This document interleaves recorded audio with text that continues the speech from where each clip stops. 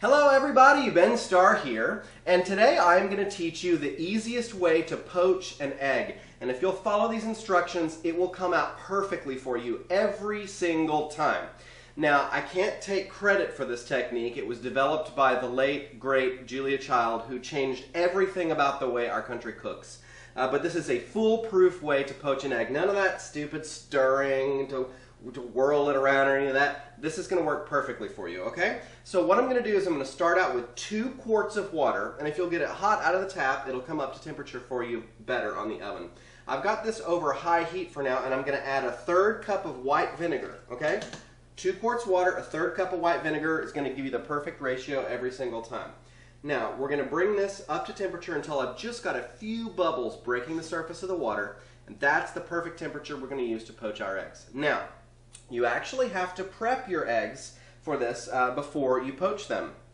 The first thing you need to do is find the large end of the egg. And in smaller eggs like these are free-range organic eggs. And you really should only buy free-range organic eggs. I know they're like $1 a dozen more expensive, sometimes $2 a dozen more expensive. But it really is a massive improvement in flavor. They cook up better for you if you're baking and making meringues and things like that. So just spend the extra couple of dollars. I mean, you pay $3 to get a Starbucks coffee, right? So spend an extra $3 every 2 weeks and get yourself some organic free-range eggs. Okay, so let's find the large end of the egg, and it can be a little bit more of a challenge, but on the fat end of the egg is a little air pocket.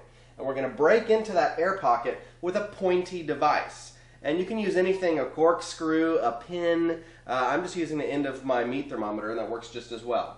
So come take a look. So into the large end of the egg, we're just going to gently tap until we've got a hole poked in there. Just like that. Now don't go very deep. Look how deep I am. Just, barely, maybe that's 1/8 of an inch. If you go too deep, you'll actually poke into the actual egg. Right now, all we've done is poke into the air sac that's there, so no egg is going to come out. All right? So we're going to repeat this with all of our eggs. We're going to get just a tiny hole poked into the big end. Make sure when you look at the hole that you have gone through the membrane. There's a thin membrane just inside the shell. And if you haven't gone through it, that's going to look solid white, okay?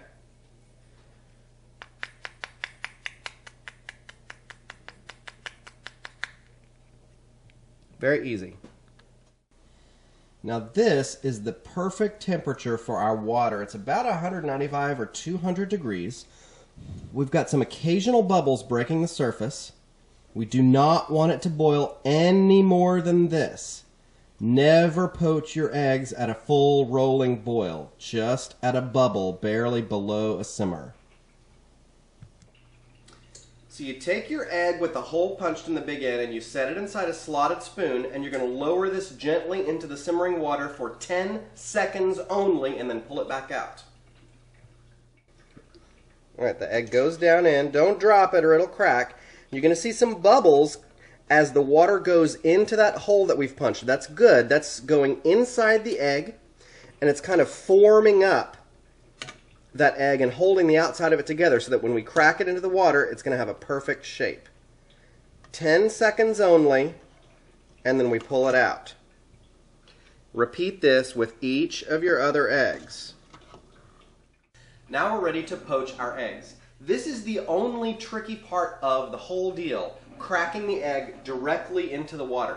It does not work if you crack it into a cup first and slip it into the water. You have to crack the egg directly into the water and as close to the surface of the water as possible.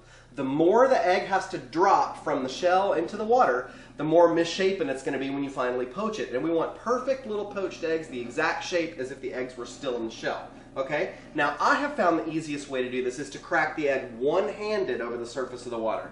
But I've been cracking eggs since I was 10 years old. So if you're not comfortable cracking eggs single-handedly, you can still crack them like you normally do this way. And a lot of people will use like rubber gloves to protect themselves from the water so that they can get the egg cracked right over the surface. So that's a great idea if you're a two-handed egg cracker. Put on a pair of rubber gloves so you don't burn yourself over the simmering water when you crack the egg directly onto the surface of the water. So we're going to crack our egg on a hard surface, not a sharp surface. A hard surface all around the edge so it will open up nicely for us. Now we're going to drop the egg directly into the surface of the water like that. Okay? No stirring, nothing. Let it sit there.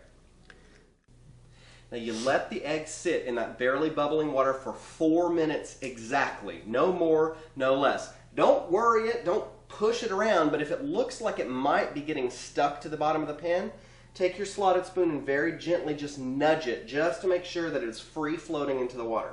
4 minutes and it will be perfectly done with a cooked but still molten center. Now, why do we put vinegar in the water? Egg yolks are alkaline. That means they're the opposite of acid on the pH scale. So if we acidify or acidulate our water, that means the egg whites are not going to want to go out into that acidic water because alkalinity and acidity repel each other. So that vinegar is in this water to make sure the egg stays into a perfect cohesive mass. And the ratio of 1/3 cup of white vinegar to 2 quarts of water is perfect. You'll never have to adjust that and your eggs will come out perfectly formed, perfectly poached every single time. Now we're right at about 2 minutes on our egg, and see how perfectly formed this little pocket is? That's what happens when you do that pre-10-second boil and when you have your ratio right. You don't need to stir it around to make sure the egg gets perfectly formed. It's going to form perfectly by itself if you follow these instructions.